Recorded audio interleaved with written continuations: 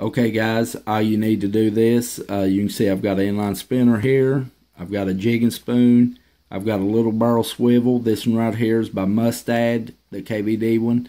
It is awesome. I like using this little fella right here. It's never failed me. I've got some 17-pound test mono. You can go any pound test that you like or you feel comfortable using. You can even go up 25-pound test if you want to on these little leaders. But 14, 17-pound test is what I use, and a pair of clippers to clip the tags off. And I will show you exactly how to tie these to keep from twisting your braid when you're using these types of lures. Stay tuned.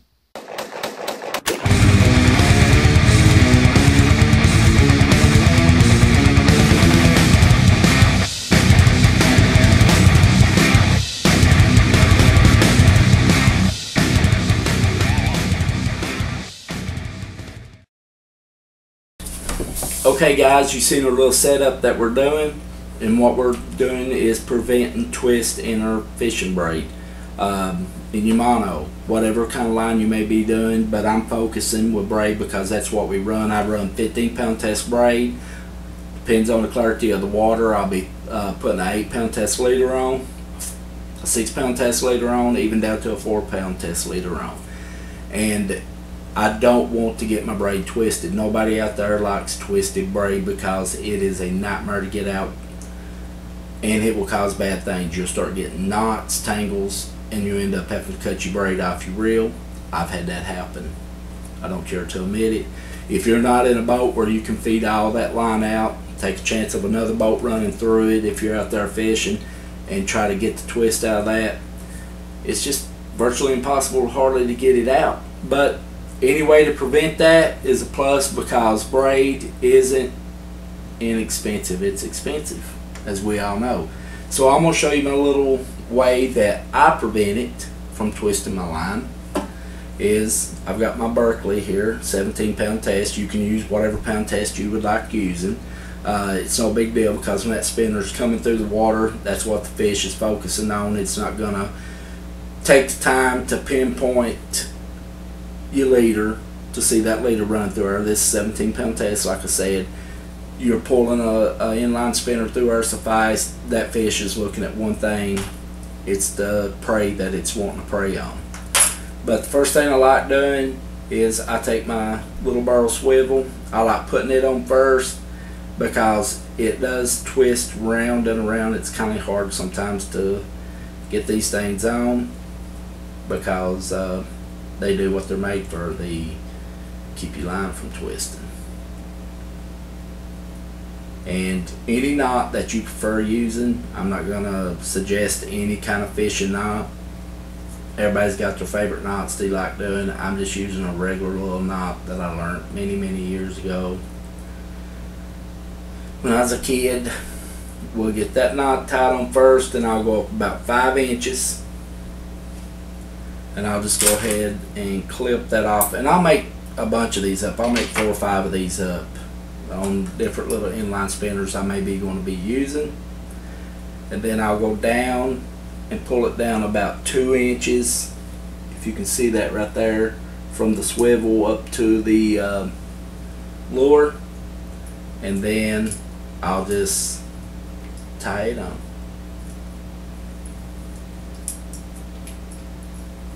I like wetting the line. It makes the knot slip down easier. We all know that.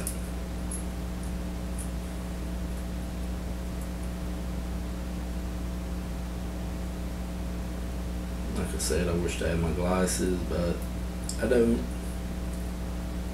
Okay, I got my knot on there. I'll go ahead and cut these little tags off on each side of it here. And there you go. You can see right here how I got this. It's a little leader in itself, going from the inline spinner up to the barrel swivel. And then that way, when I get ready to tie my leader from my braid on, I can just tie it straight on, go out there, cast fish with it. When I get done fishing with it, I can just cut the braid, cut the leader loose and store this back in my little panfish box It won't tangle up. You may think that this will get in there knot up in you hooks and stuff. No, you can easily get out of your little tackle box that you, whatever kind of box you may be using.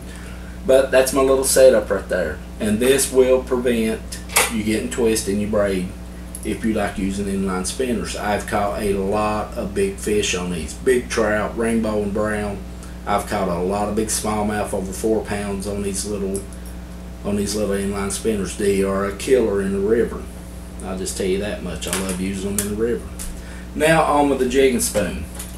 Jigging spoons I love. I love fishing with them in a river. It's got big trout in them and walleye, especially like below our river that we fish in, below Wolf Creek Dam, that makes up Cumberland Lake. It's a trophy trout river, and we'll take this down, whether we're fishing out of a boat, we'll go right up to the dam, cast it out, or if we're fishing off the bank, it's a hunk of lead, that's all it is, and you can cast them a mile. You just cast them out like you reel and just let them drift, just let them free drift down the river. And a lot of times there's a lot of shad being cut up coming through the turbines, and that's what those trout and walleye are feeding on. This is flashing down the river. It's a killer, it'll catch them. But when you're reeling them back in, they come in helicopter style, if you want to say it that way, and they will twist your line. So what do? I'll make me up about 4 or 5, because you will lose them when you're fishing in a river. It's just the nature of the beast. I'll make me up 4 or 5 like that with a barrel swivel, and I'll have them ready to go.